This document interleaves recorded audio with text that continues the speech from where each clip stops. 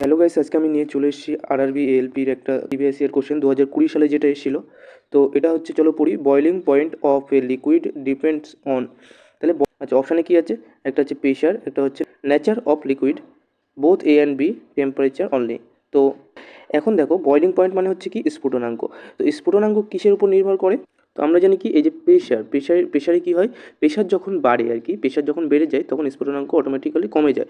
Pressure যখন বাড়ে তখন কি হয়, স্ফুটনাঙ্ক কিন্তু অটোমেটিক্যালি কমে যায়। ঠিক আছে, যেমন আমরা দেখতে পাই হচ্ছে আমাদের প্রেশার কুকারে। অ্যাকচুয়ালি প্রেশার কুকারে কী হয়, চাপ অনেক বাড়িয়ে দেওয়ার ফলে স্ফুটনাঙ্ক অটোমেটিক্যালি কমে যায়, মানে তাপে কম তাপ দিয়ে আমরা কিন্তু সেটাকে বাষ্পীভূত করতে পারি, অর্থাৎ কম উষ্ণতায় কিন্তু বাষ্পীভূত হয়। ঠিক আছে, তাহলে প্রেশার এক নম্বর উত্তর। বাট তারপরটাও অপশান দেখতে হবে যে নেচার অফ লিকুইড। তো নেচার অফ লিকুইডের উপর তো ডিপেন্ড করবে। আমরা জানি বিভিন্ন লিকুইডের বিভিন্ন ধরনের কী হয়, স্ফুটনাঙ্ক হয় বিভিন্ন। বয়লিং পয়েন্ট বিপি, বিপি কী হয়, আলাদা আলাদা হয়, আলাদা আলাদা হয়, প্রত্যেকটা লিকুইডের কী হয়, আলাদা আলাদা হয়। সেই জন্য এটাও কিন্তু আনসার হবে।